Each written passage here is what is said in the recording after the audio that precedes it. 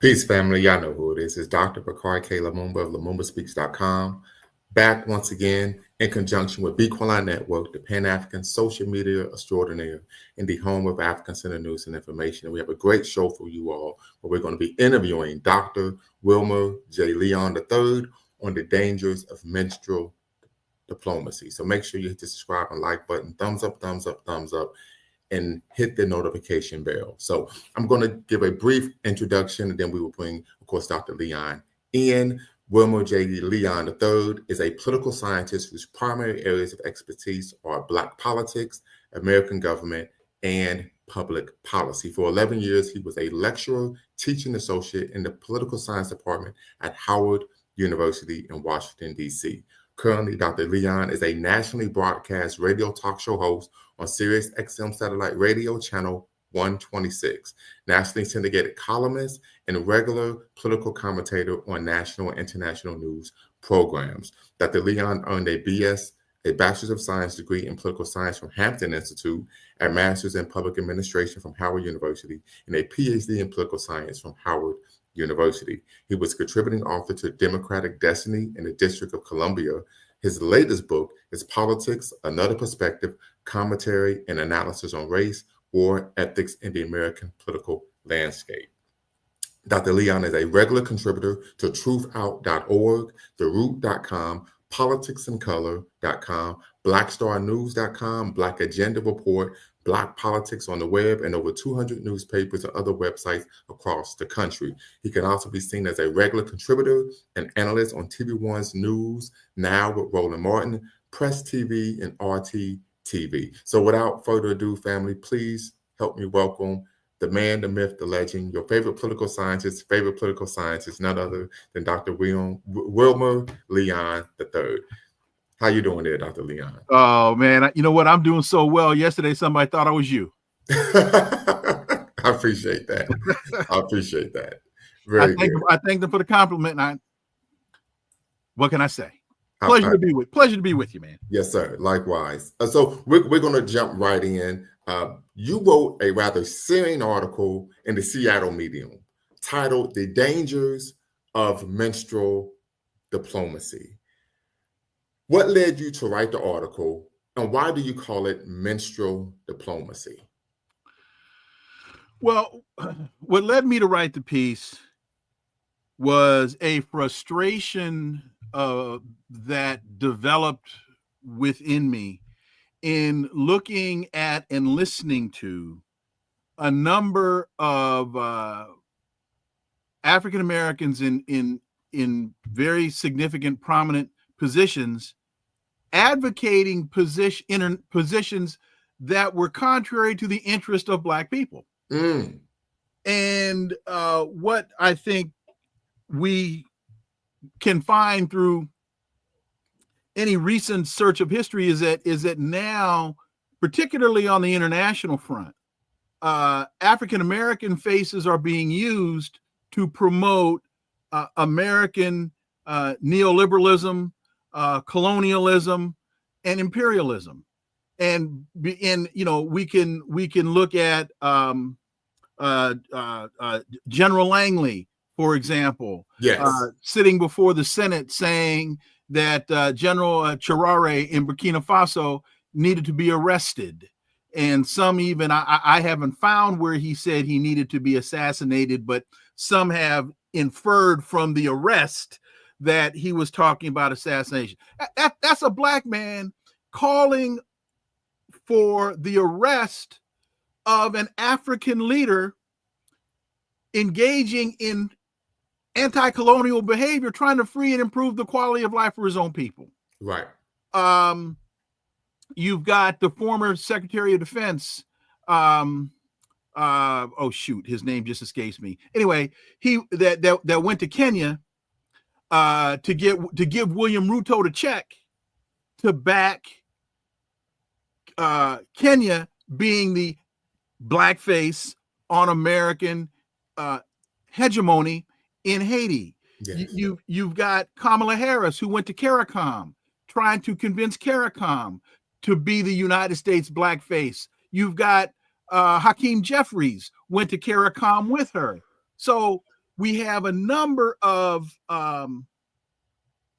very prominent African Americans who are being used by the empire as the face of American empire, and I just referred to it as minstrel diplomacy, because we know, minstrelsy, for the most part, excuse me, in the 19th century, we had white actors corking up or burning cork and blackening their faces, and basically trying to caricature Black people.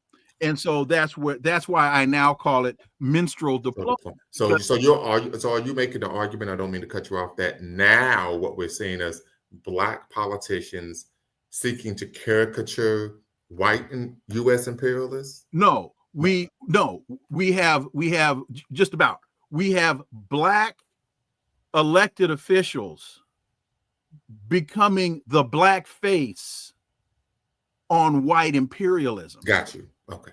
That's the point. Okay. Very good. Very good. In your article, you also discuss Plato and his concept of the noble lie. Mm-hmm. One, what is the noble lie, according to Plato? Well, according to Plato, the noble lie is a myth or a story or a narrative that the ruling class tells in order to maintain social order, or also to convince the citizenry that an action needs to be taken, even though that action is actually not in their best interest. And could you provide some contemporary examples of a noble lie? Oh, absolutely. That Russia started a war in Ukraine. That Iran has a nuclear program that needed to be stopped. Come on now. Here's one. Palestinians are starving. Okay. Palestinians are not starving. That is a lie. Palestinians are being starved. There's a huge difference between the two. Yes. People starve primarily due to natural occurrences. Yes. Famine brought on by drought, or locusts come and eat your crops. And now or in the midst of a drought, your cattle and your other herding animals die and you can't feed. People starve due to natural events. Yes. Palestinians the food is on the border. A conscious decision has been made by Benjamin Netanyahu, by Donald Trump, and supported by AOC, yes, and Gregory Meeks and Hakeem Jeffries, not to allow the food into Gaza, intentionally starving Palestinians. So they're not starving, they're being starved. Powerful, powerful. You also discussed the Eastern model of systems analysis. What role does that play in minstrel diplomacy? Well, I think the key point in the Eastern model, which if you study, political science 101, you'll be introduced to the Eastern model, which has in it an element of a feedback loop. And it's that feedback loop that elected officials and other people pay attention to as you're trying to develop and formulate policy. You come up with this brilliant idea, if you formulate it into legislation, it gets passed, it gets signed. Now you have to implement it. And then once you implement it, you pay attention to what you've done, and there's this feedback loop where the data comes back and you make an assessment as to the success or the failure of your policy initiative. And upon analysis of that feedback, that's where you will tend to make adjustments. But now what we find on both sides of the aisle, the parties aren't listening to the electorate. So that feedback loop there's static in the line. They're not listening to the people that are most affected by the policy initiatives. And that to me, that's one of the elements that happens in a fascist in a fascist government, in a government that is leading towards fascism, and that also, I think, tangentially ties to the noble lie. Got you. Makes sense to me. Okay. You mentioned Glenn Ford, the Black Miss Leadership class, and Amir Baraka's functionaries of the U.S. government. Can we do a deeper dive? Sure. What did Glenn Ford mean by the Black Miss? I mean, I couldn't understand, but what did he mean for the viewing audience by the Black Miss Leadership class? There's a group of people who are paid most of them are paid very handsomely. Some of them just do it for gratis. Right.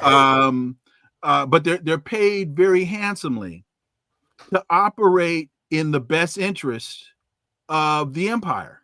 And they become more concerned about their paychecks and their positions than they are about the best interests of the people. How can AOC vote to send more arms to Israel? You'll hear me say this quite often now. There was I don't know if you saw the video of this sister in Atlanta. Raphael Warnock was holding a town hall meeting. Yes. About a month ago. Did you see that video? I did not. Okay. Check it out. He's holding this town hall meeting in what was Dr. King's church. Okay. Because of course he's the Ebenezer. pastor. He's the pastor at Ebenezer. So a Palestinian sister stands up and she says to him, how can you back this? How can you back genocide in Gaza?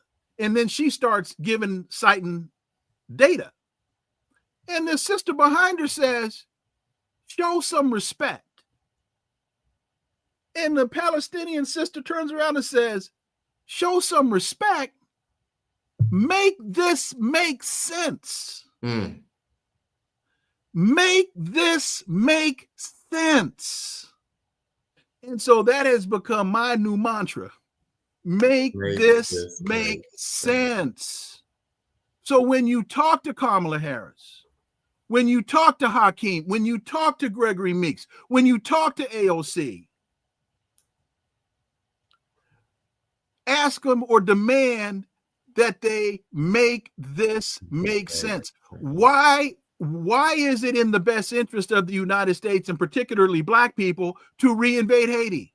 Yes. Why is it in the interest of Black people to overthrow Traoré in Burkina Faso and not back the alliance of Sahel states? Correct. Why is it in the best interest of Black people to ignore the starving of people in Gaza?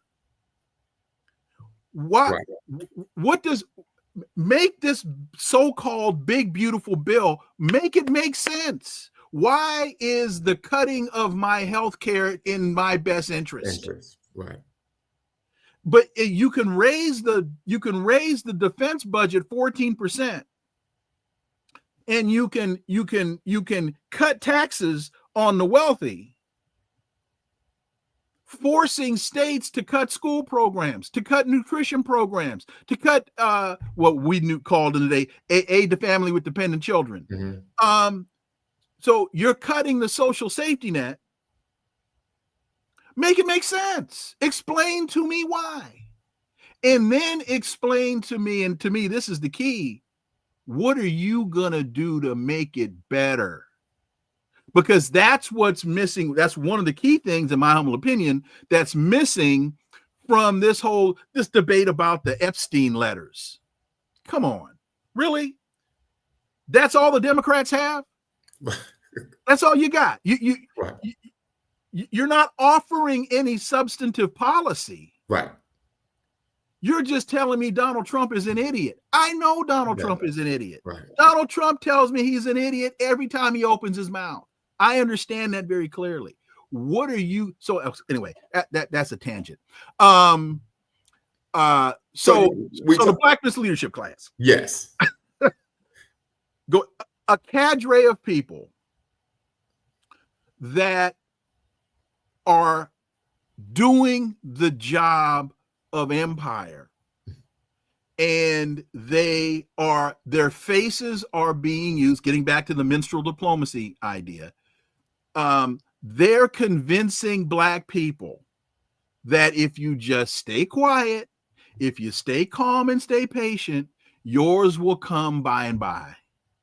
Don't demand anything. Don't rock the boat, because then you're going to force them to have to do something that they don't want to do, because they don't want to anger their benefactors. Right.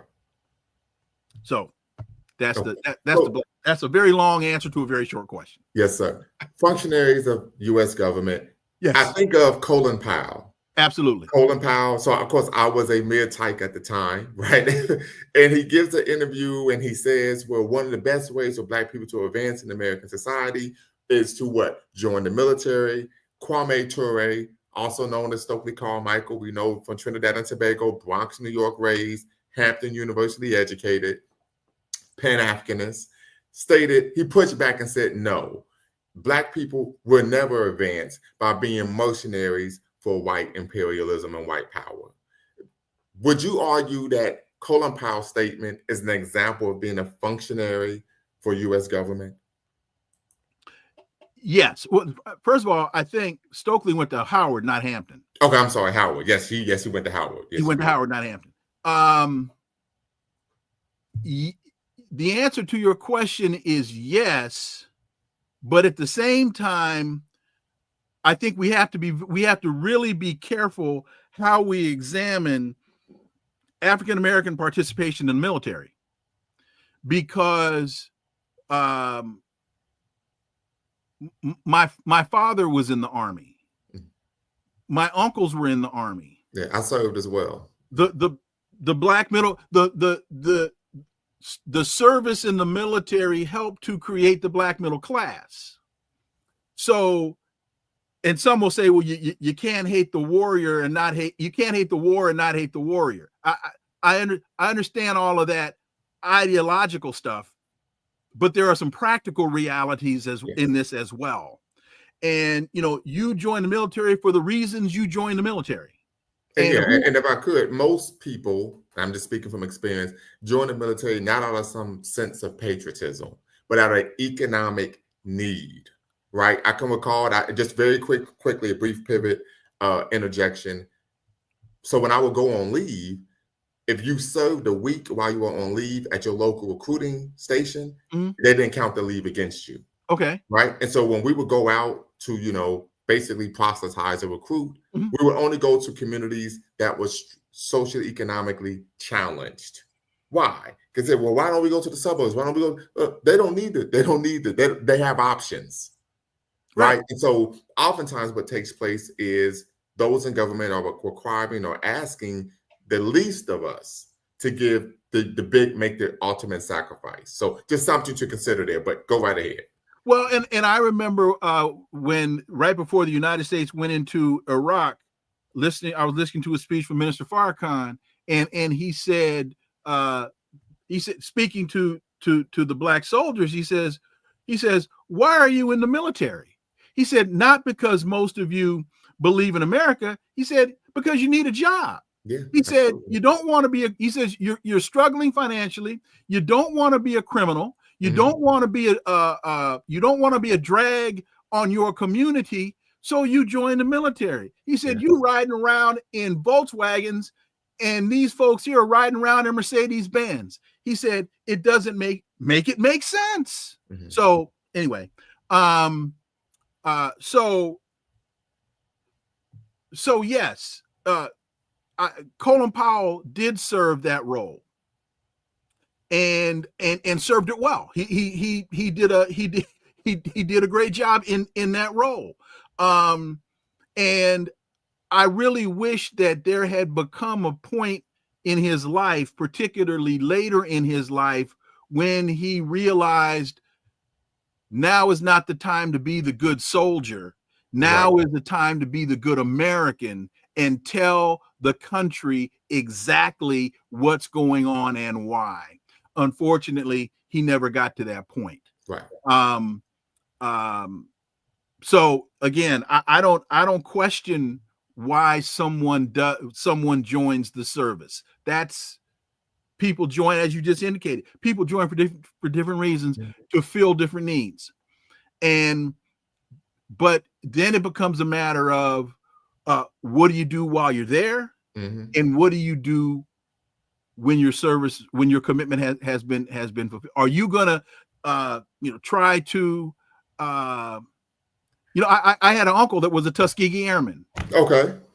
And the Sacramento Kings honored him at my Uncle George. They honored him at a basketball game, and he was in a wheelchair. And they honored him because he was in his 90s by that point. And they honored him, and when they played the national anthem, he got up out of that chair and saluted that flag as erect and as upright as he could possibly be. And I asked him afterwards, I said, man, what, after all the stuff you told me about, all the things you went through, all the hell you paid based on race in the Air Force, how could you do that? And he turned to me and he said, boy, that's my flag. I suffered for that flag, and I'm not going to allow anybody to try to take that flag from me. I said, okay, huh? Okay. Yeah. I hear you and I feel you. But he spent his whole time in Sacramento fighting for fair housing for Black people, fighting for fair employment for Black people, fighting for education. He spent his whole time committed in the community, working for the community. And so with my understanding of his service in the Air Force and his service to the community, I couldn't challenge that position. And I would say this, and we find a lot of people, particularly from that generation, and even now, and I can say this from someone who served in the military, when you go to basic training, it's brainwashing that takes place. Right. You are literally cut off from civil society, and they pumping, like you wake up in the morning, they're trying to play these patriotic songs. And so I would argue respectfully, right? Because I'm quite sure he's transitioned possibly. Oh, yes, he has. That is an example of someone who can't see the forest from the trees, right? And that I would disagree with that. Okay. And we probably could have that conversation. But many people, when Dylan Roof had his, he did his deplorable act in South Carolina, people was arguing, and they, this is result of the Confederate flag, and Minister Farrakhan, who I have issues with, but I think he was right on this situation, right? A broken clock is right twice a day, said, well, we suffered all of these indignities under the American flag, right? So what are we talking about here? So I think it would have been an example of someone who actually believes that we have these type of different identity conversations in the Black community, that they are American and not an African living in America. Well, and I'll just say to your point that when I listen to my uncle, when I listen to my dad and my other, that generation of Black Americans from the South, there were a number, because they were all from Louisiana and Mississippi. Okay, folks I'm thinking about. They were from the South.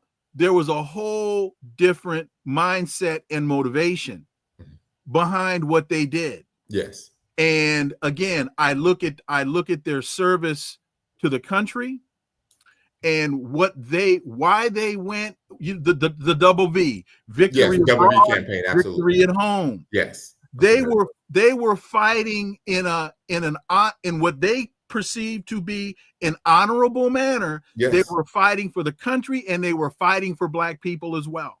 Yes. And when they came back and they realized that they had been sold a pig in a poke, as they would say in the South, they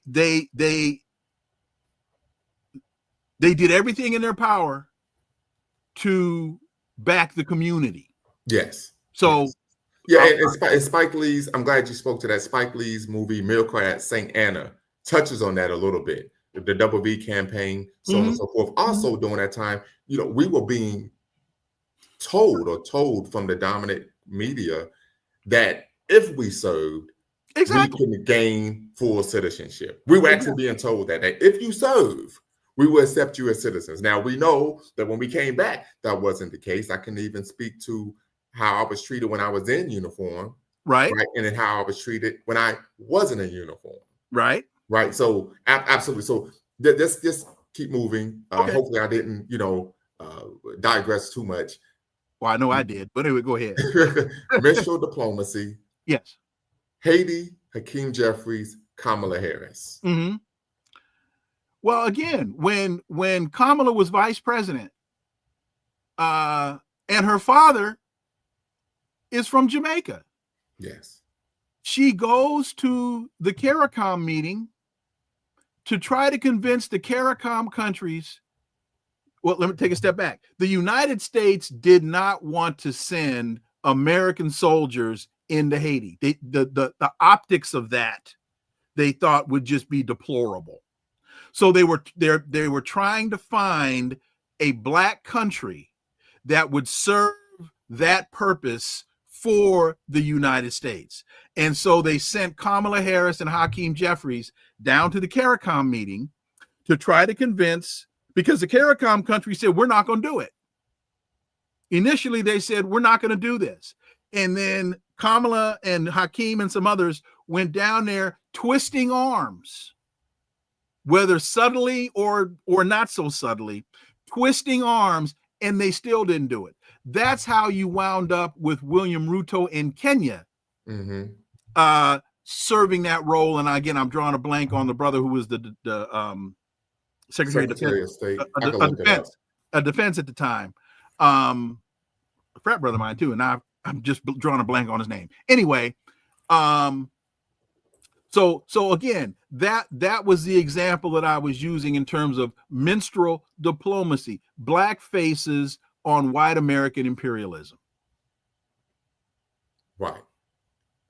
I'm trying to see if I can find who was the Secretary of State before him. Give me 1 second.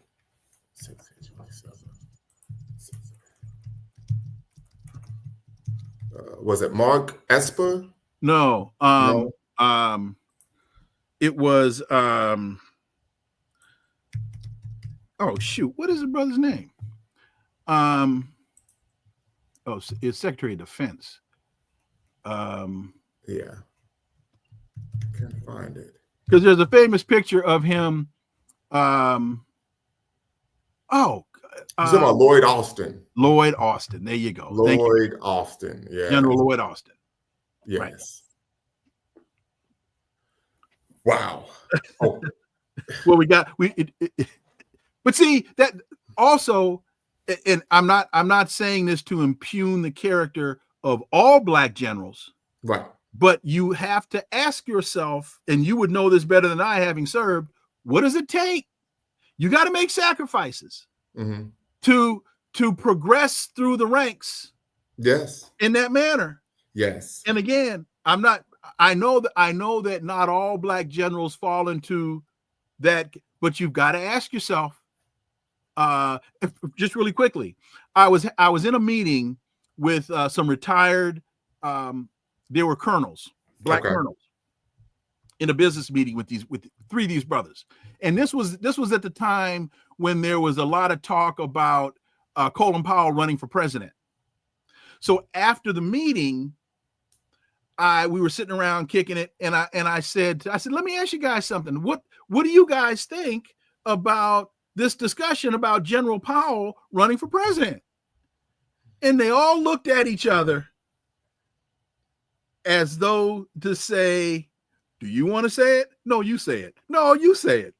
So finally, one of them said to me, all three of us served with him at Fort Benning. Mm. And at Fort Benning at the time, there was just very clear racism, and the black soldiers decided that they were going to come together and that they were going to go to command, and they were going to demand from command that the situation and the circumstances on the base change as it relates to black soldiers. And then he paused and he said, Colin wasn't with us then, and he's not with us now. Mm. Yeah, and I'm glad that was the end of the conversation. Yeah, because there was a scene in the movie Crash, right, where there was an incident where one of the police officers felt that his colleague, his battle buddy, his partner was racist. And the brother who was playing the LAPD police chief said, how do you think I got to this position? Right? Is by turning a blind eye to these type of issues. And someone who served in the military, when I was 23, I made NCO, right? Okay. And I remember creating the Black NCO organization in my unit and being told, well, if you keep pushing this, you're not going to continue to, progress in the rank at the speed that you have before. To be promoted. Yes. Mm-hmm. You got decisions to make. Right. It's what William C. Roden talks about in his book, $40 Million Slaves, this concept of racial know-nothingness. In this society, typically, we know folks like us, we are able to progress and be successful, not only academically, but from a career standpoint as well, by having a sense of racial or know-nothingness. But on a broader level, we tend to find that if individuals, this is what optometrists inferred. But we still have decisions to make. Yes. We look, there's a reason I'm no longer on MSNBC. There's a reason I'm no longer on CNN. And it's not because I didn't have conversations with folks and that I wasn't offered programs, and it wasn't because I've been on the 43rd floor of 30 Rock, standing next to Lester Holt, who's from Sacramento, by the way. Okay, yes, he is.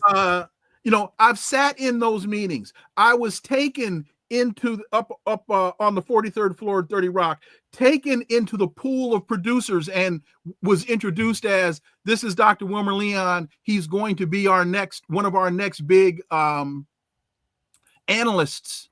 Make him tired of us calling, make him tired of our calling him. 3 weeks later, I was done. So you've got to make that we no matter where we are in the space, we are always having to make decisions. Are you going to be true? Am I going to be on this show talking truth with you? Or am I going to be on MSNBC championing the narrative that Palestinians are starving, not being starved? Great point. Africa, Russia, and U.S. Representative Gregory Meeks. Well,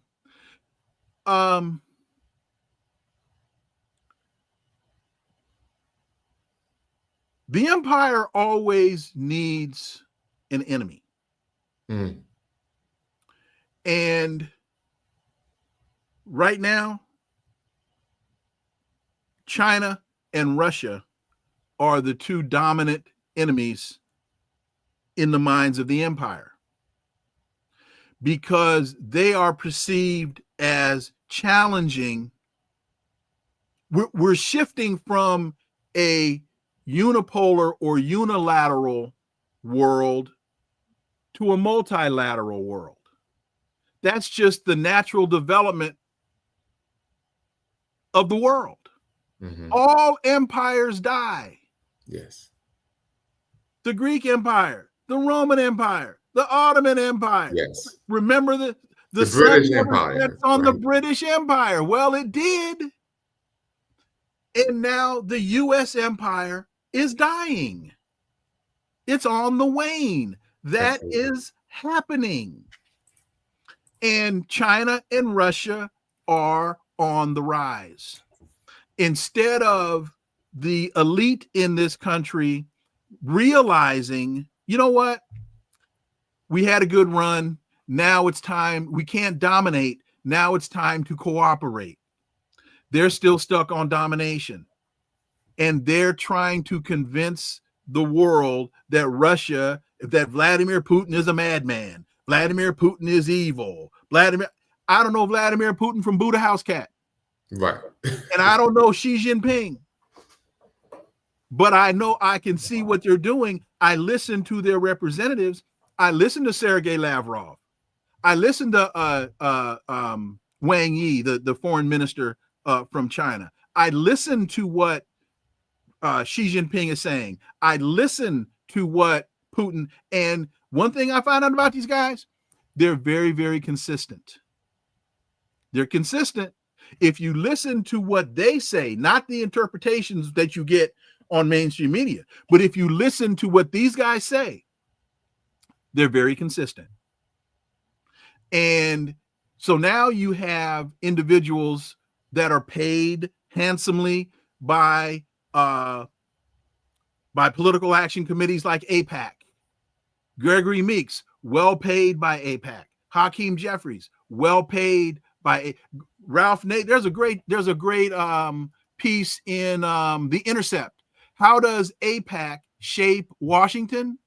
We tracked every dollar. It's by Akela Lacy, Lacy, back in 2024. How does AIPAC shape Washington? We tracked every dollar. When you start looking at the amount of money that is contributed to Gregory Meeks's campaign by AIPAC, then you start to understand why he's a Zionist.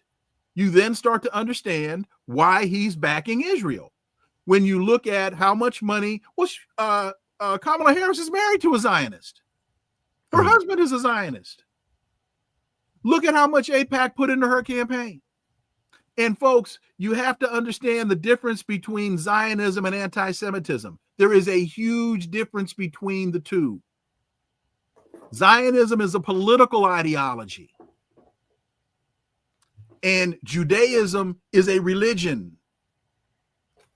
There's a huge difference between the two. I am talking about the political ideology called Zionism. I am not talking about Judaism. This is not an anti-Semitic conversation. And by the way, Semites, that's a language group. It is not, it's a linguistic category. It is not a group of religious people. That's a whole nother conversation. We'll go. So I got some comments here in the chat. Okay. Hopefully we can kind of get to. So Prester John says, China has active contracts with Israel right now to build on illegally occupied Palestinian land. Gaza is next. He says China has not sent as much as a box of cereal to Gaza. So much for the multipolar argument. What do you say to these comments? Those are very simplistic comments. Okay. Because you have to understand the role that China played in brokering the détente between, for example, Iran and Saudi Arabia. And you also have to understand, I don't know about the contract issue. I do know that Israel is a huge trading. See, these things exist on a number of levels. And so it's very easy to look at one level of a relationship and say that the relationship is going a certain way and ignoring another element of the relationship. So there are linkages that are there. I understand that. But that does not mean that we're not in a multipolar world. And also, final point on that, the United States tends to think in the very short term. The United States has only been in existence for 250 years. China's been in existence for over 3,000. So China has a longer view of history, as Dr. King talked about. The moral arc of history is long, but it bends towards justice. China has a entirely different view of time. Hence this phrase, "You have the watches, but we have the time." I think that was said by Iran. Mm-hmm. They have a much different view of time. People look at Iran and how they responded to this recent attack. Well, they should have done this, they should have done that. They're thinking on a whole different level than the West, because they've got their culture is over 3,000 years old. They've been around a long damn time. So I think that was too simplistic of a analysis. Okay. Last but not least, Obama, mm-hmm. Israel and Israel. You mentioned that in your article as well. Well, because the United States and Israel are operating in concert, and they were once called the largest unsinkable aircraft carrier that the United States has in the region, and they are operating based. Israel's operating based on its interests. We're operating based on our interest, but we have mutual interests. And so President Obama was nearly as Amiri said to me, Amiri Baraka said to me, they're functionaries of the United States government. He said, you can call them what you want to call them. In fact, in that point, he was talking about then the former Secretary of State, Condoleezza Rice. He said, you can, and he was talking about Colin Powell. He said, you can call them what you want to call them. He said, I don't care if you call them aircraft carriers. It doesn't matter. They're functionaries of the United States government. And when you start to invest or believe that they, in those positions, are operating in our best interest, you have become sadly confused, because they're not there for us. Right. They're there for empire. And I'm not saying that as a value judgment. I'm saying that as a political scientist who understands history. And if that's what you want them to do, then God bless you. But that's not, that's not why I would vote for him. That's not why I would vote for her. What are you going to do for me? What are you going to do for our community? What did Kamala Harris say in her in the first debate? She said, I'm not here for substantive change. She was very clear on that point. I'm not here for substantive change. Well, as a Black person, how can you not be? That makes no sense to me. That makes absolutely no sense to me.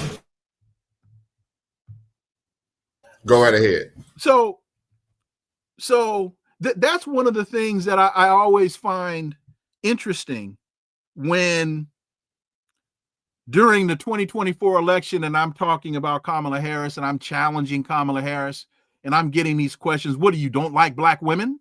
What do you hate Black women? What do you no. I'm asking the question, what is she talking about? What is she saying? What policy is she putting on the table that's going to make my life better? All I heard was Donald Trump is an idiot. Okay. But that's not going to pay my mortgage. Right.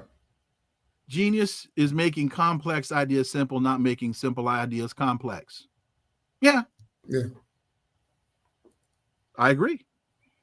Hopefully I'm making complex ideas simple. Hopefully that was the point. Yes. So let me ask you this. What can we do to push back against the Black Miss Leadership class and minstrel diplomacy? It's always funny to me when I'm asked that question, because the first thing you need to do is you need to make a decision for yourself. What is important to you?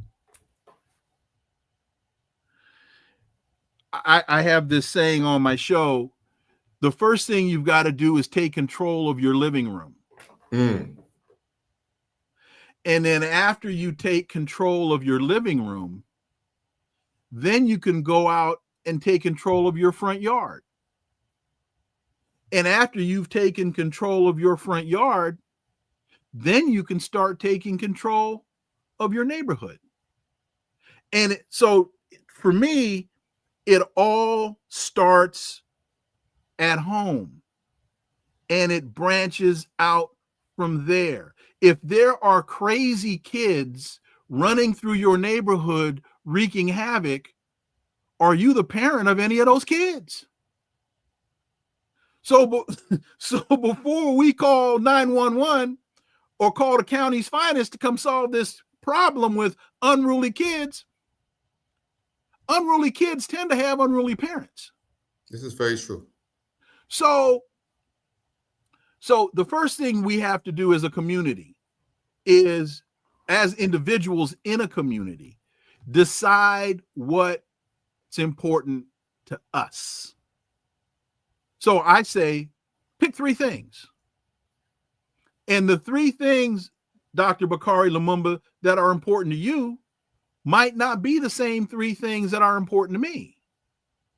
You might be very concerned about elementary school education because you have kids in elementary school. My son's 23 years old. So my interests may have shifted because the needs of my family have shifted. So once you decide, Dr. Bakari Lumumba, what's interest to you, and I decided what's of interest to me, now you got to start reading. You have to start reading about those things. You have to become knowledgeable about how those things operate in your space. And then once you become knowledgeable and start to get a sense of where do your property taxes go, or who's running your school board, or what's happening with the PTA in your child's high, whatever it is, you've got, and now you show up to these meetings having a command of the subject matter, and now you can start advocating for those very things that you claim to be so near and dear to you and your community. And you start to form alliances with like-minded people. So you, Dr. Lumumba, again, it might be elementary school education, and you say to me, "Hey man, I'm really burning about what's happening at the school around the corner. What do you think?" And I say, "Well, I don't have a kid in the school, but when I did, this is what we did. So this is what you might." So you start to develop alliances based upon common interest and based upon what you've read, based upon the command of the subject matter that you have. Now you can start making change. But if all you're going to do is sit there and complain about things you really know nothing about,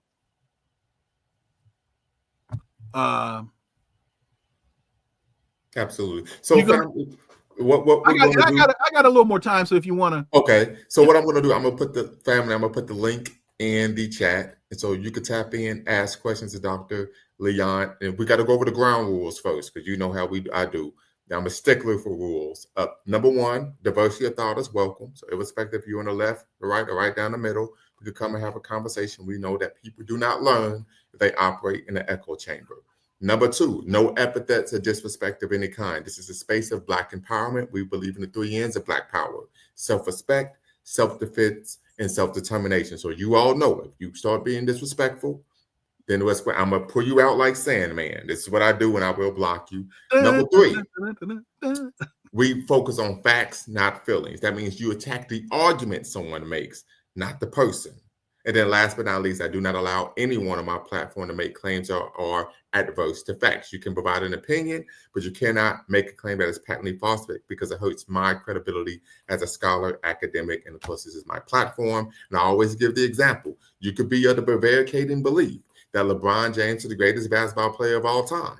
But if you were to state that he was the greatest basketball player of all time because Michael Jordan only won 2 championships, that is a patently false statement. So once again, family, the link is in the description. The link is in the chat. You could tap in, be part of the conversation. We have probably about 20 minutes left with Dr. Leon. And then, of course, we will bid him a thank you and hope he has a prosperous day. But let's just get here. I see. Well, if you talk about LeBron and you don't talk about the big fella, you don't know what you're talking about. Anyway, go ahead. So, yeah, Kareem. Yeah.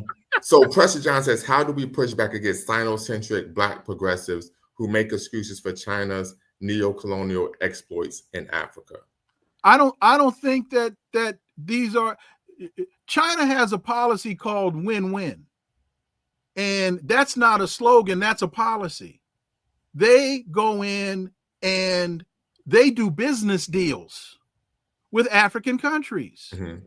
And they, for example, I think it was Ghana that grows cocoa or cacao. Mm-hmm. And Ghana decided that they wanted to start processing their cacao in country instead of just shipping the beans out of country to be processed. Right. Switzerland told Ghana, we will no longer buy your cacao. China came in and said, we'll do it. You guys process it. You guys grow it. You guys process it. We will buy it. China is involved in business. And from what I can discern, China doesn't come in and tell you how to run your country. China doesn't come in and tell you,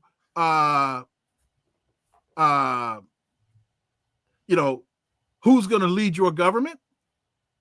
They do business. Right. And I see here, Press John states, China hired international war criminal Eric Prince to provide muscle for Chinese mining companies in the Democratic Republic of the Congo. I don't know that. I can't speak to that point because I don't know. I don't know that. So I got to move on that because I don't know that one to be true or false. Right. Also, we had a statement from Snapshot Reviews. He says the thing that people like us can never get in front of the Powell and Obama types that dictate what's important to us. So I think he's talking about the influence, of course, of the Black misleadership class. And they are influential because they're put out, of course, in the mainstream media. They're quoted, they're on television. And oftentimes this is even pushed even from a secondary educational standpoint to where these are the individuals that you should want to be like. And that's because in too many instances, we allow outside forces to pick our leaders, our leadership, and those that we should deem to be of value. And so, but we fall victim to that because we're not reading, because we're not identifying. Look, who assassinated Muammar Gaddafi and why? Mm-hmm. Barack Obama. So, but do we know that? Why is that important? If Gaddafi were still alive, do you think Traoré would be talking to Gaddafi? Yes. Do you think the position in Burkina Faso would be even stronger with that's why Gaddafi was assassinated. But if absolutely. And Barack was the one to push the button. Push the button, yeah. And I remember I was done with Barack Obama, and I didn't vote for him the second time. When he got on television in September of 2011, I will never forget this, September of 2011, and lied to the American people regarding, we talk about Plato's, the concept of the noble lie, and lied to the American people regarding why they were invading Libya. I said, I'm done. I said, I'm done. I said, I'm done. And I didn't vote for Romney, but I didn't vote for Obama either. I said, no, I'm done. So if you talk about that concept of the noble lie, and of course, Professor John, I see you're making a couple several comments about. And again, I can't. Is it Preston John? Prester John. Okay, that's something that I'm going to have to look into because I'm not aware of that. So I can't. I don't talk about things I don't know about. Right. So unlike some of my colleagues. So I gotta, you can send 55 messages and right. Okay. So a snapshot, I'm going to bring you in. Press John, if you want to be part of the conversation, ask some questions. So I would say this, we are aware that numerous entities, nation states have an interest in extracting the resources from Africa. No one is stating that America or the West has a monopoly on engaging in misgivings towards African people and African nation states. I think we are very clear. Absolutely, yes. Absolutely. But I also know this. I know that Burkina Faso is launching satellites in conjunction with Russian enterprises and interests.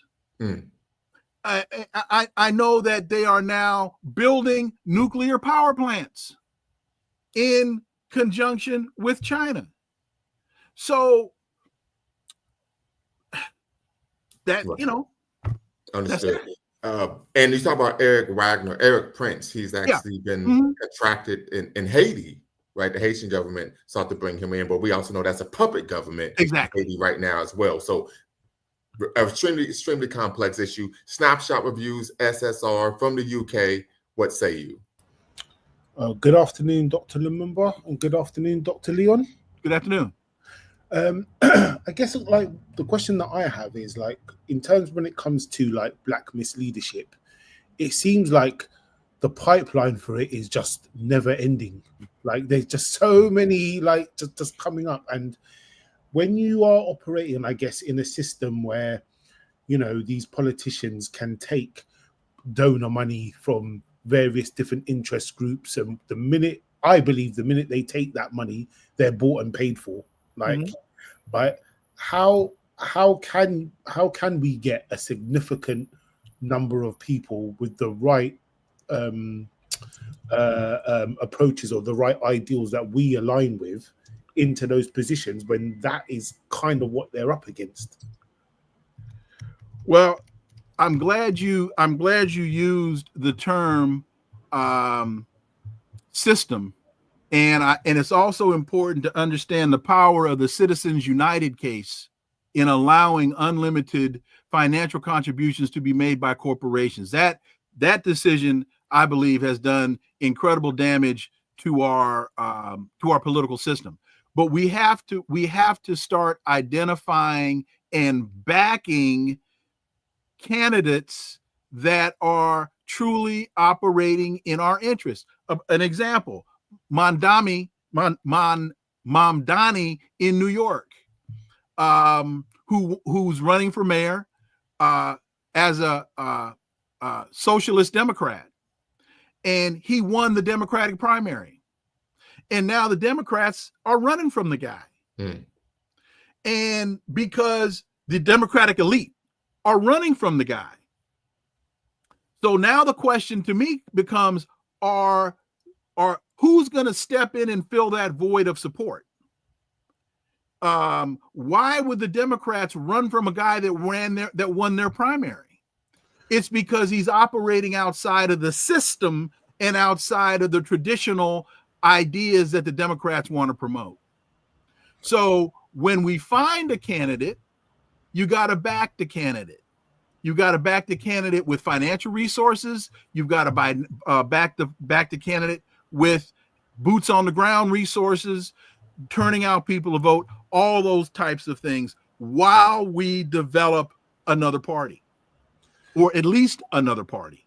See, the interesting thing about I can't pronounce his surname, Mandani, the guy you just mentioned. Yes. I mean, I kind of see him as just another AOC, really. I think he's just going to be all mouth and no kind of substance. Based on what? Based on, one, A, how close he is to her, but two, also, like you're saying, without those kind of systems in place, he's just going to end up caving under the weight of conforming, because that's going to be how he keeps. Has he caved yet? No, he hasn't. Okay, then why are you projecting that he will? Because I don't see any apparatus around him that will prevent him from doing that eventually. Well, but see, that's what I'm saying. That apparatus has to be built. We have, if you're in New York and if you voted for him, and not you personally, yeah, then you have to become that apparatus. It becomes accountability.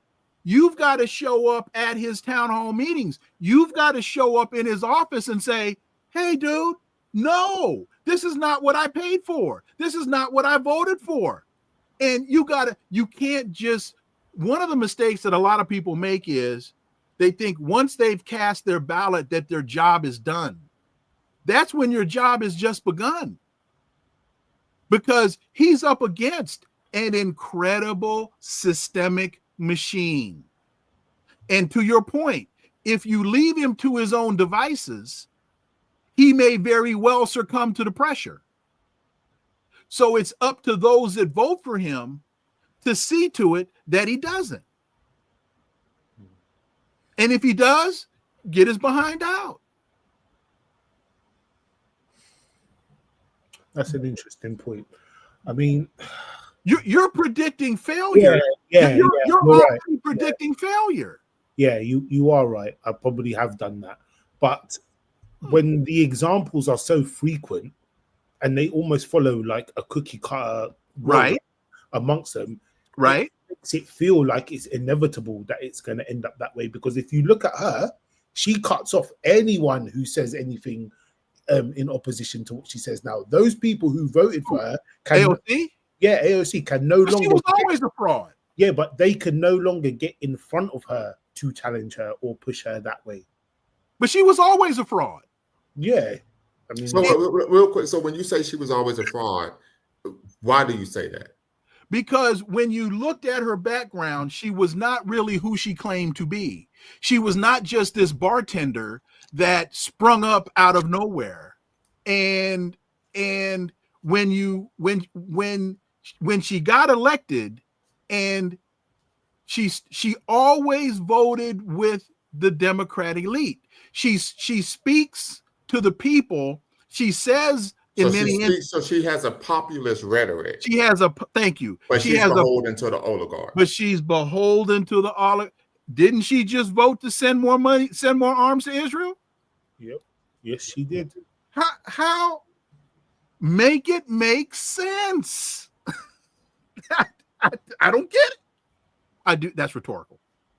Got you. So once again, family, if you're watching, make sure you hit the subscribe and like button. We're having a great, incisive, in-depth political conversation with Dr. Wilmer Leon III on the dangers of Minstrel democracy.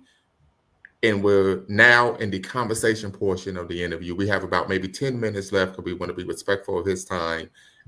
See here, Gazette Bowl says her background was mass. That's right. I was recently educated by Sabrina Savati, who did a recent deep dive on her. Preston John says, no, it's called pattern recognition. Donnie is the obvious stage fraud. I would push back against that a little bit. I would argue that these type of things tend to happen if they do not have the not only support of the community, but also the community pushing them to actually engage in policy that aligns with the best interest of that community that political entity or individual is said to be representing. And I would ask Prester John, and I ask this not to push back to say you're wrong, but you made the comment about staged fraud. Can you give me 3 examples of what Mom Donnie has said or done to support that point? If it's pattern recognition, where's the pattern? Mom Donnie. Oh, yeah. Okay, so once again, the link is in the chat, family, so you can tap in and be part of the conversation. We went over the ground rules, but you want to tap in and be part of the conversation, you can, and you can answer that question head on. Can I ask another question? Yes, go ahead, Snapshot. So with regards to like minstrel diplomacy, if we use Barack Obama as an example, there were a lot of people, especially like from the Black community, that were saying, you know, you can't criticize him, or you can't question him publicly, or you can't and stuff like that. Yes. What is it that fuels that? Because I think that is one of the main problems that perpetrate and enhance this kind of thing. Because why would he change, you know?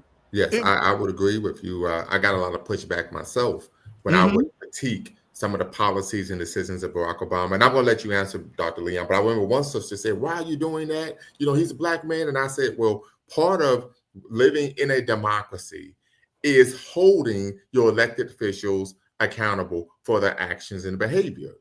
I said not to do that not only would be a perversion of what we say is a democracy, right? But I said more importantly, would also speak to the soft bias of low expectations. The soft bigotry, of low expectations, right? So, because if we're not holding him accountable, then how can we then say that we're going to hold someone else accountable simply when the individual is of a different racial, ethnic group or background? So, but go ahead, Dr. Leon. I would also ask or think that Kamala Harris fell into the same category. That when you challenge her, you got to say, and it comes from a matter of, I'll say, well, being politically starved, that it took so long to get a Barack Obama that when you finally got one, so I remember I'm 66. And so I remember being told when I was a kid, you can be anything you want to be in America. You can even be president. Wink, wink. And I knew that wasn't possible. But I understood the point. So now you break through. Now you get one. And an overwhelming number in the community flock to that success because we have become personally invested in that success. So when you turn and say to someone, that's a fraud right there, you're not only telling them he's a fraud, you're telling them their belief is fraud and their faith is fraud. Look, I remember when Clarence Thomas was going through his Senate confirmation hearing, and there were a lot of Black people saying, you got to give the brother a chance. No. Yeah, I remember being a kid at the time, but I can recall those conversations. You got to give the brother a chance. Well, we did, and look what happened. Well, and there were a lot of us that were saying, no. Let me tell you what he's going to do based on what he's already done. Yeah. And so it's a faith, it's a flaw in us as Black people that it's the politics of personality that we tend to fall victim to, as opposed to the politics of policy. And so, go ahead. Sorry to cut you. Do you think that's a generational thing? Because I know my mum, for example, will vote for someone because they're Black, and it won't be any reason more than beyond that where it probably should be. It is unfortunately still, because my parents were the same way. Right. My dad was born in 1923. He would be 102 2, I think, or 3. So I'm glad you asked that question, because that does help to provide some clarity as to the why. It is not merely a generational thing, but yes, that contributes greatly to it. Yes. Yeah. Because, for example, when you look at Mom Donnie's success in New York, Cuomo spent an ungodly amount of money in terms of his ad buys on television advertising. Mom Donnie spent his money on social media. That right there shows you a generational difference. And it also helps to explain why, when you look at the demographics of his support, he pulled in that younger voting base, because he went and met them where they are. Okay. Now, Cuomo. And real quick, family, thank you, Mr. Sandman, for the super chat. I appreciate that. Got a comment from Preston John. He states, holding politicians accountable is moot in today. Politicians who are voted out often receive a soft landing as lobbyists, board directorships, think tank positions, and lucrative speaking engagements. I think there's truth to that. Zor is here. No, I don't. I think that first sentence is just flat out wrong. About holding politicians accountable. I would agree with that. Yeah, but I do think I would argue a lot do receive soft landings. Oh, yeah, that's true. But no, the second part of that is true. Yes. The first part of that is wrong. And the first part of that doesn't really have anything to do with holding them accountable when in office. Right. So you combine two things that I don't think are true. And when I asked Prester John to provide some evidence about Mondami, he hasn't presented any yet. Oh, very, very true. Snapshot, I think you had another question. Go right ahead. Yeah. So, because I don't want to go off in a bit of a tangent or anything, but in your opinion, Dr. Leon, can the issues of or can a Pan-African agenda or a Black American agenda, if you want to call it that, be achieved through the American political system? Yes, I believe it can be, if presented properly. Yes. Because I believe to say no infers that the Pan-African interests are different than the interests of everybody else. And to a great degree, they're not. So it depends on, I think, on how you frame it. But I don't think that there are many things that are mutually exclusive in a Pan-Africanist approach to politics that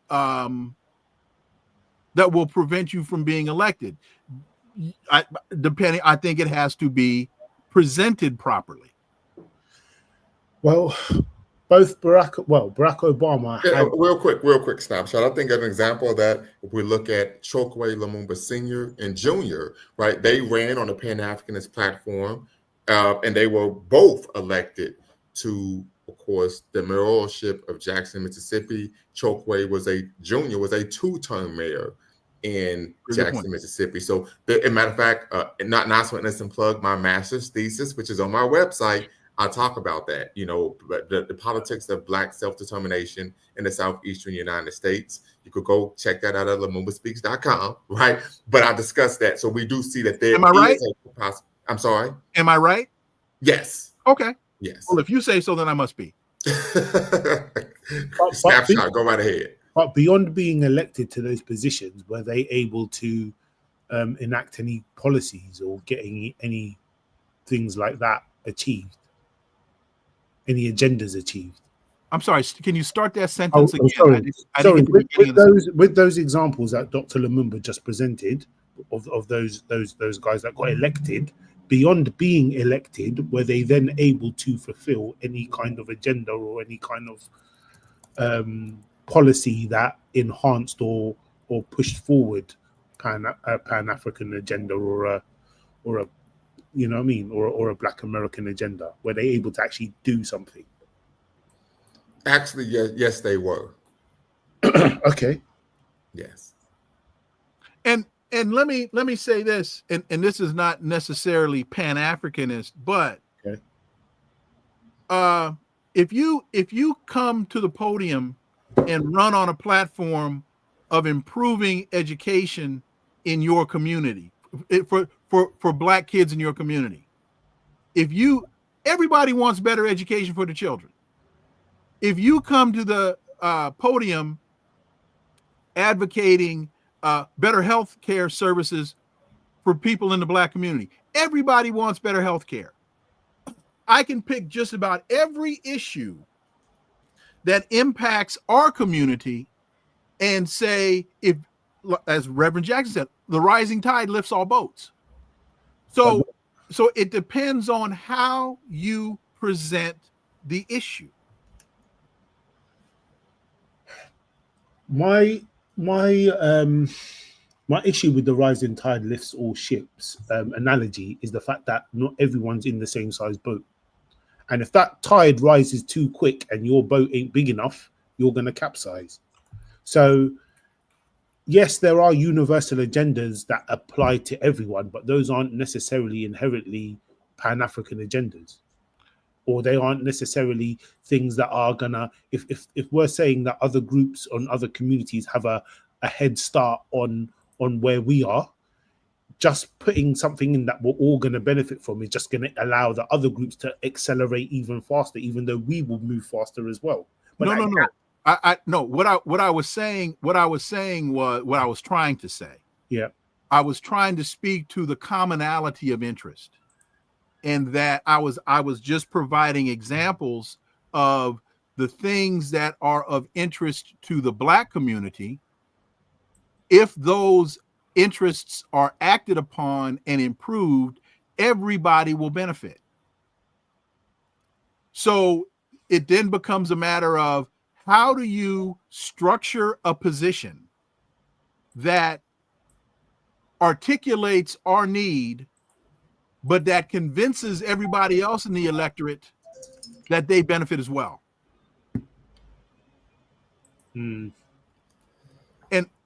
And that's something I'm still waiting for the Democrats to do that, but they can't figure out any message at all. But I'm still waiting for them to, because a lot of times it comes, Dr. Lumumba, it comes down to the data. If I talk about education in Sacramento, and then I am able to present, I'm able to break that data out into ethnic groups and how different ethnic groups are impacted by a particular circumstance, and I include Black people in that data set, well, I can show how Chinese people in Sacramento benefit. I can show how Japanese people, and in Sacramento, they got a lot of Chinese, Japanese people, Dr. Lumumba. I can show how African. It depends to me on how you structure the argument, because the data is the data. You're on mute. You muted yourself.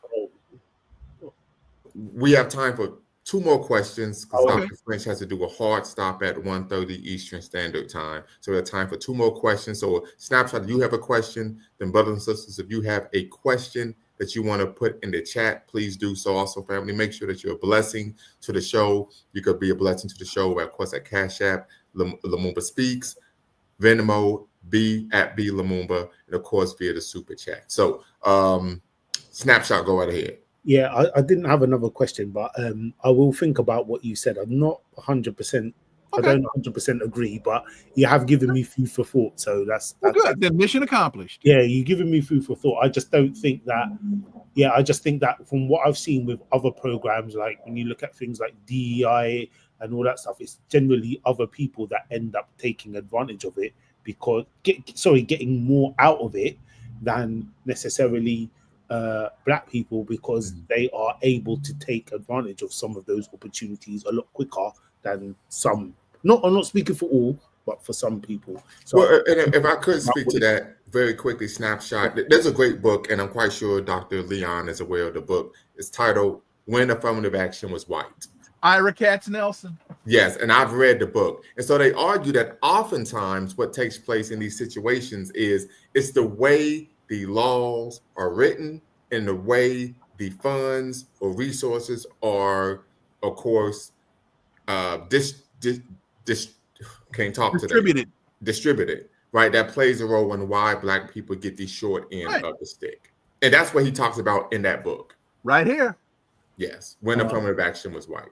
So I've read the book. Dr. Leon has read the book. I would implore everyone. I've interviewed Ira. I know Ira. Oh, cool. Well, great talking to you guys. Have a good rest of the day. Yeah. Absolutely.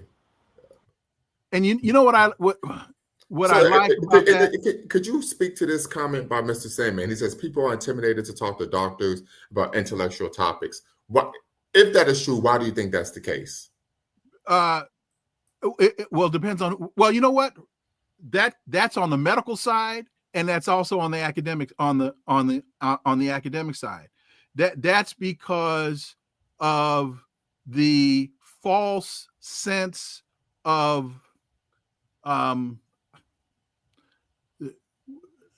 we have a tendency to ascribe or assign to someone with letters behind their name a level of, I hate to use this word, but I'll use it to make the point, superiority that is not deserved. Hey man, because folks that were at Hampton with me when I was an undergrad at Hampton will tell you, I knew that dude in his dumbest days, and there were a lot of dumb days. So, and my son will tell you, PhD stands for Please Help Dad. So,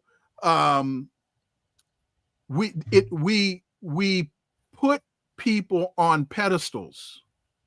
Too many in the Black community, when going to a doctor for medical care, won't challenge or won't ask questions because we have assigned to them in our mind that they're above reproach.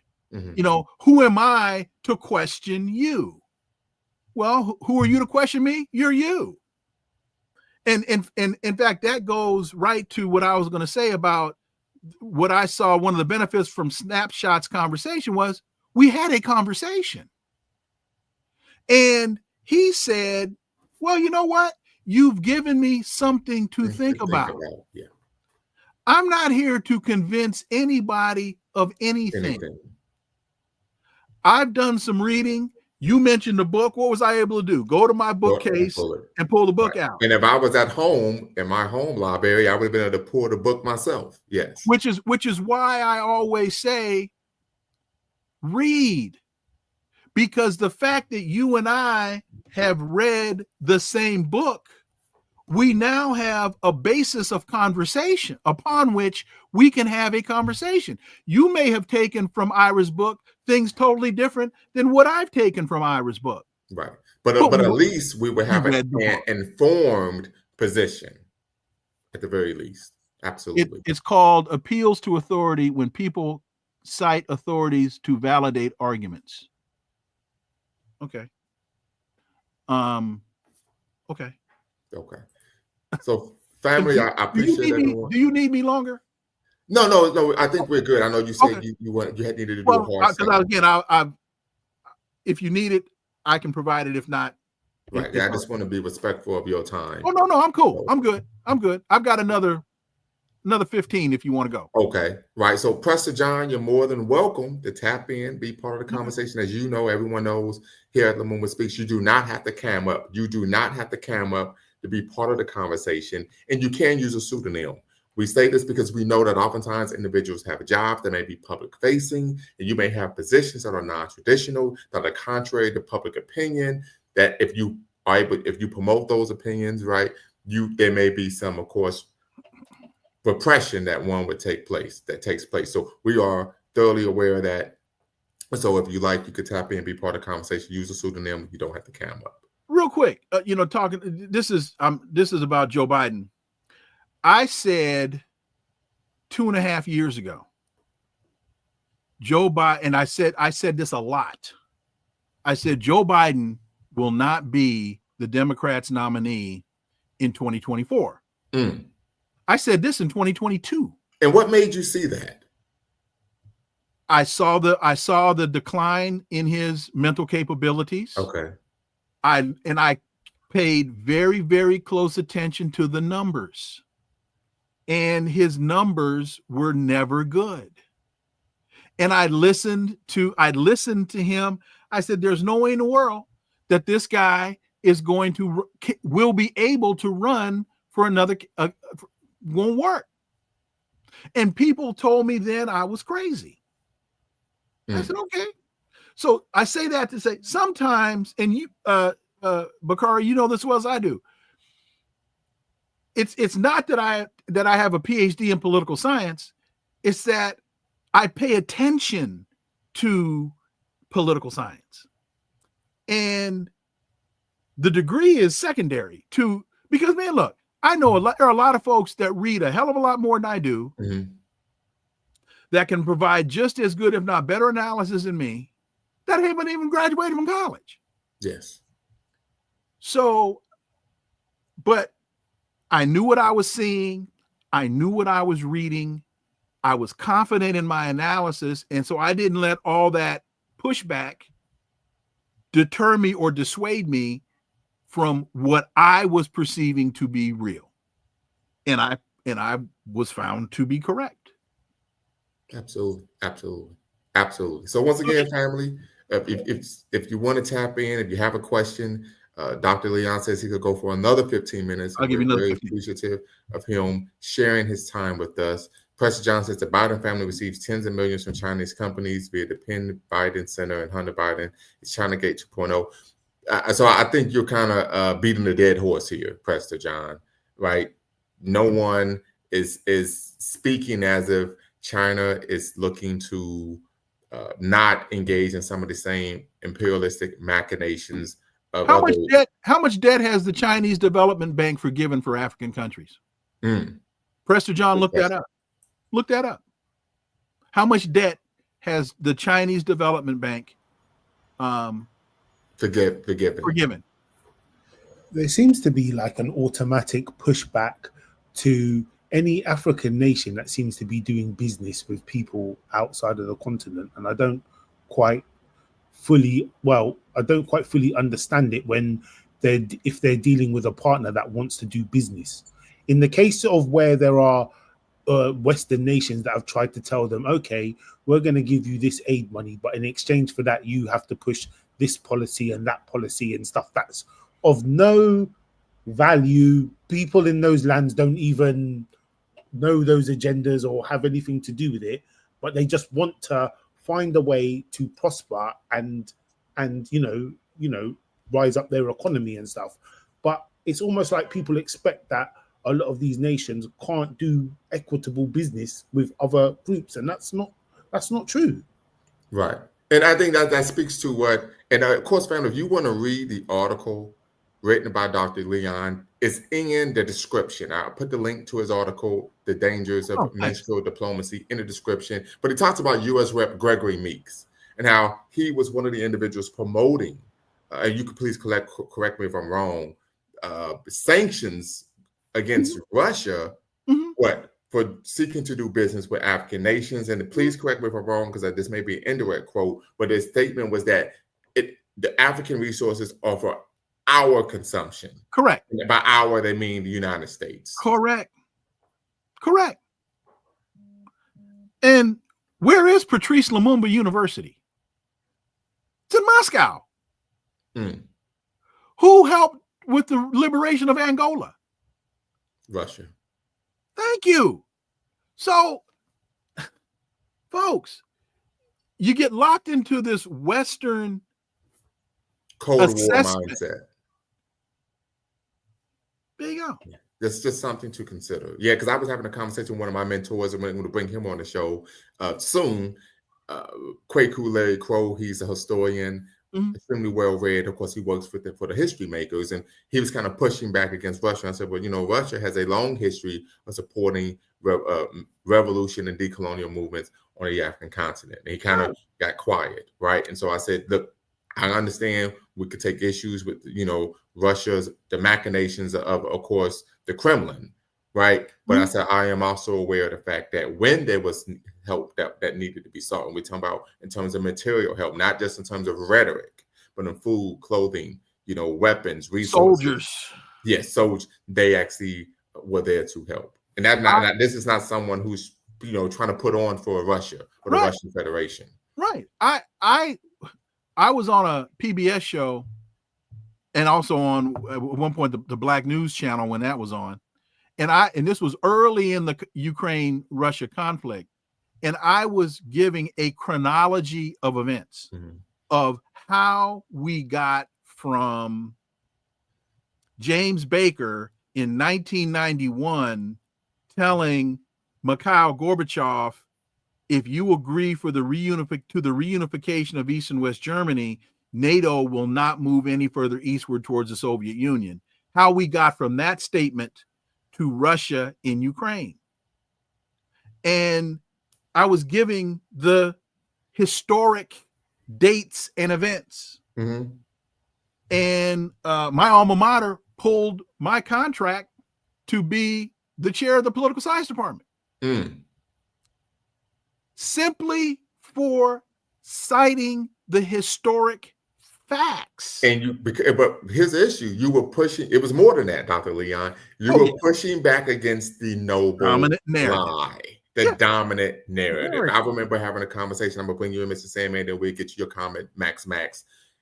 That when we talk, I said Russia actually did not start this war. I said and please, you can speak to this better than I can, but there was an understanding between former nations of the Warsaw Pact and of course NATO that America would provide missiles to any country that had a direct border with Russia. That if so, that would be seen as an act of aggression. Correct. The same as when we had the Cuban Missile Crisis. Am I right or wrong here? You're absolutely right. And why did we have a Cuban Missile Crisis? Why did the Soviet Union send missiles into Cuba? Because the United States had sent missiles into Turkey.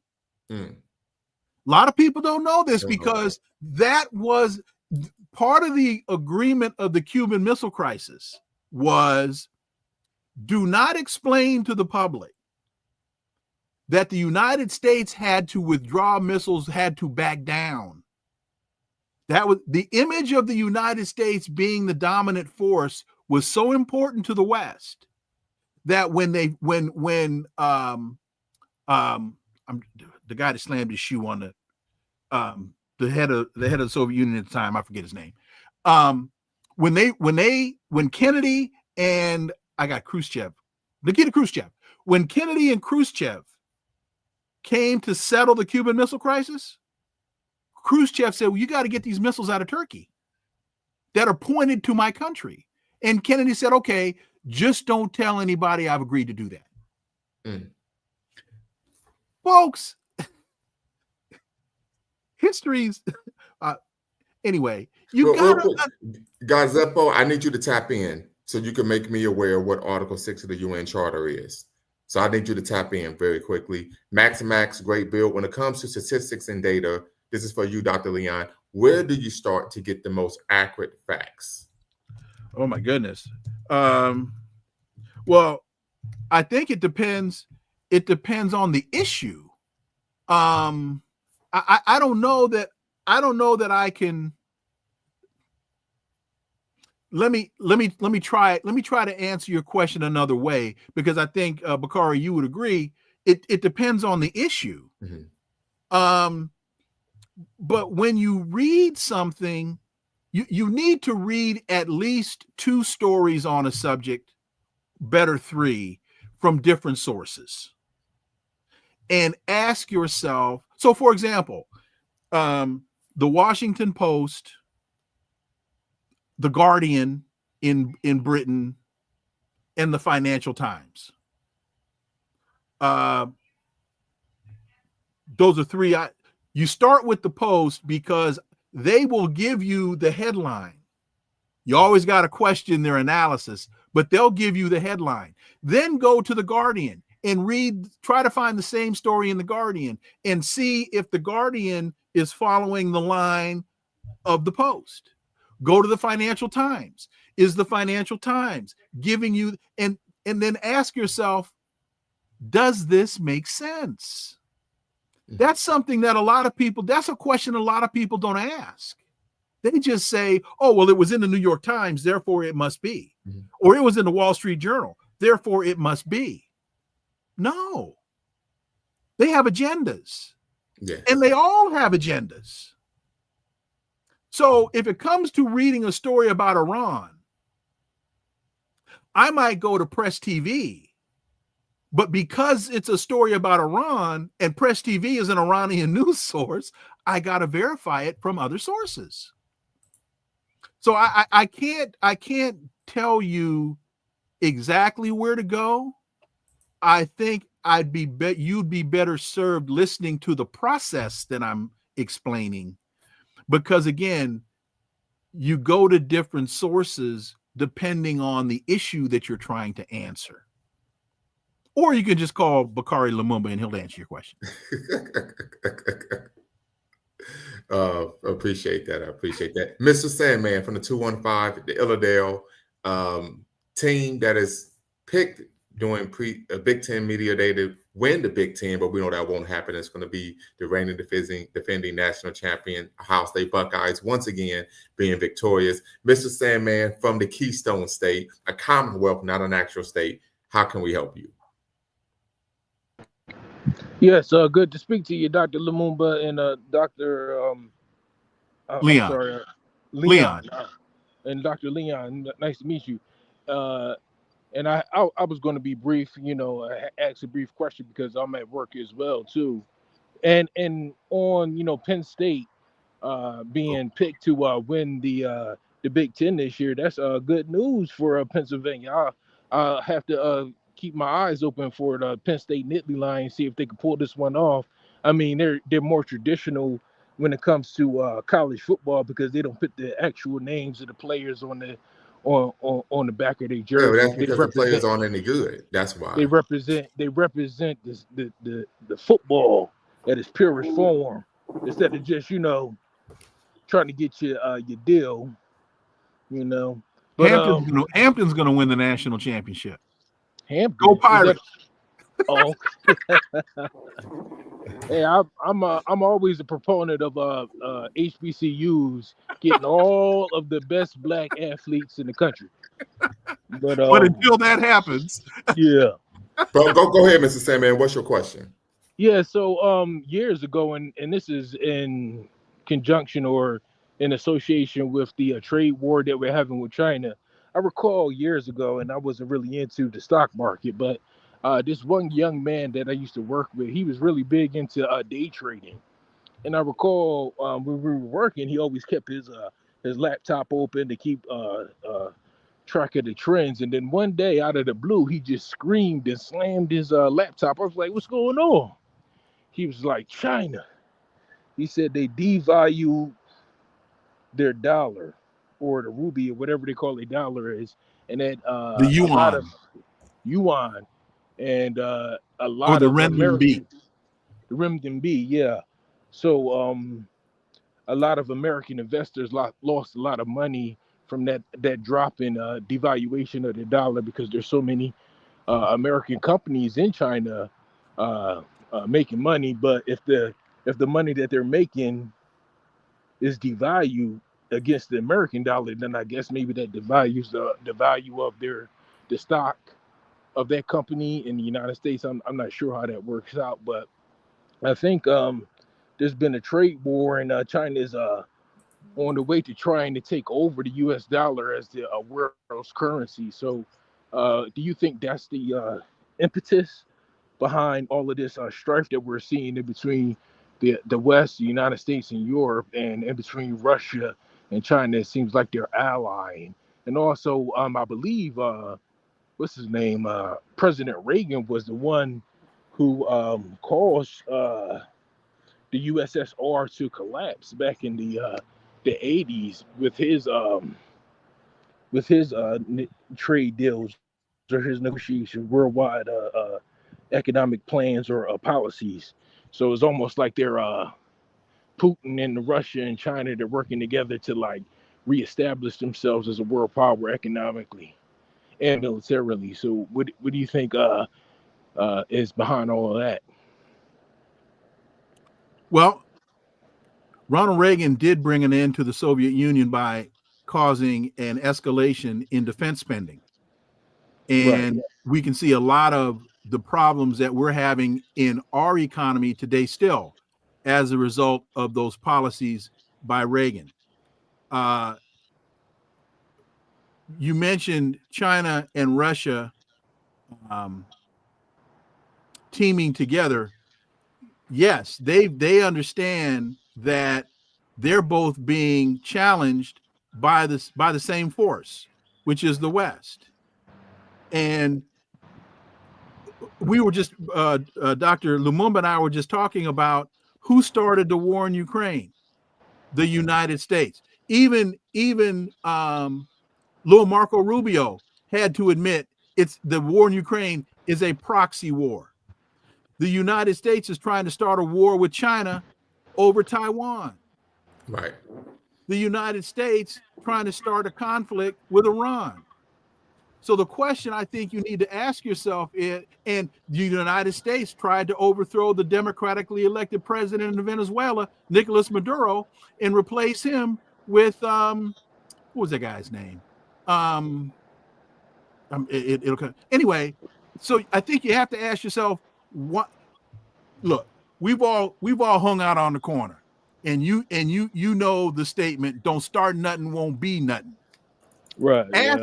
Ask yourself, why does the United States continue to start fights with people? And now what you're finding out is the United States is starting fights with people and can no longer win those fights. And so the China needs oil. So you're calling the United States Deontay Wilder. Now I'm just messing with you. So China needs oil. Who, you talk about the trade war. Who started the trade war? The United States. Who is imposing the sanctions on all of these countries around the world? The United States. Don't start nothing, won't be nothing. And so all these countries are doing is protecting themselves. They're hedging their bets. They're saying, you know what? We can't fight this monster by ourselves. We can't fight this monster alone, but collectively by forming BRICS, the Brazil, Russia, India, China, South Africa Economic Alliance. Oh, United States, you want to put sanctions on me and take me out of the SWIFT system and not allow me to trade off of the dollar for things that I need in my country? Well, we don't need you. We'll just trade in our own currencies with each other. Sanction away all you want. I'll just trade rupees or for rubles. I'll just trade yuan for whatever the South African currency is. And you know, it's not that they are starting fights with the United States. They are no longer coalescing to the dictates of the United States. And that now is forcing the United States to take more aggressive action. Prester John says, Putin was very clear on his position with regard to socialism in his interview with Tucker Carlson. So how is Russia so involved with Burkina Faso? Something is off. No, Prester, what's off is your analysis. Russia is anti-imperialist. That's what you need to understand. The fundamental element of Russian foreign policy is anti-imperialism. That's why they got involved in Angola. They were fighting imperialism. And China is anti-imperialist as well. When was the last time China invaded somebody? You got to go back to Vietnam, I think. to find the last time China sent its military into a foreign country. When was Russia went into Ukraine, but was provoked to do so. See, you got to get out of this Western mindset. And final point, do you remember when Joe Biden said, "I'm going to turn the ruble into rubble"? You remember that? I do. Did you know that Vladimir Putin has a PhD in economics? Mm-hmm. A lot of people don't know. Not only is he an attorney, he has a PhD in economics. And he wrote his dissertation on nationalizing domestic industry and what that does to your economy. These guys are bringing people. When you look at Donald Trump, Marco Rubio, and you're going to put Donald Trump against Vladimir Putin in terms of mental horsepower. You're going to put Donald Trump against Xi Jinping. You're going to put Donald Trump against Vladimir Putin in an intellectual battle. You're going to send Marco Rubio to have a conversation with Sergei Lavrov, a man that has been a diplomat for 40 damn years. And so, Prester John, I said you said no pushback. This is why I invited you to come on the platform to be part of the conversation, rather than just commenting in the chat. So chirping. We make space. Chirping. We make space. I make space for that. Like I said, we talk about diversity of thought. Last question, because we want to be respectful of your time. Right, sure. Max says to the whole panel, is there any advice or suggestions on sparking the interest of children on these particular subjects being spoken today? So I would go first, and this is almost anecdotal for me. My experience growing up with my parents, who are still married to this day, 48 years, and even with my children, was my mother at a very early age, I'm talking about maybe 3 years old, instilled in me a love of learning, so that part of my personality was to be intellectually curious, right? I can recall my sister, who's the oldest in my family, she would, throw shade my way because I would play sports and I would make the all-star team, go to the banquet, get the trophy, then I would go home and actually read the encyclopedia. And my sister would say, who in the French toast reads the encyclopedia like it's just a regular book? Or I would go to football practice, or I would have a game and I would score 2 touchdowns, and I would come home and read the encyclopedia or peruse through the dictionary or a history book. So I would argue one of the ways to help with young people is one of the proverbs that we oftentimes use is teach them early. You can inculcate a love of learning, a normalizing the sense of intellectual curiosity. We talk about oftentimes Black children are groomed to be athletes and entertainers. You could groom Black children to be intellectually curious. The exact same point, just said a different way. You've got to engage the kids. You've got to engage with them. You have to first of all, you can't teach what you don't know. Yeah, that's true. And you can't engage in things that you don't understand. So when you hear something on the news, when you see something, ask them, why do you think this is? Why do you think this is that way? How would you like it to be? What would your solution be? Why would that be your solution? Yes. Push them to think critically. Absolutely. Push them to think critically. And you can't, just really quickly. My son was about maybe 7 years old. It's around Christmas. We're having breakfast, and he sees a commercial, and it was for some toy. And when the commercial was over, he said, "Daddy, I need that." And I said, "Really? Why?" Mm-hmm. And so we then had an entire conversation at 7 years old about marketing and the power of marketing. Absolutely. And why commercials are on television. And the final question to him was, are you smarter than the television, or is the television smarter than you? Wow. Powerful, powerful. And family, very quickly, just respectfully, Dr. Leon, he said Christmas family, but he actually meant Kwanzaa Eve. I'm joking, right? Oh, you're right. A joke. I'm sorry. That's a joke. Snapshot reviews. And do you have an answer to Brother Max's question before we, of course? Where's the question?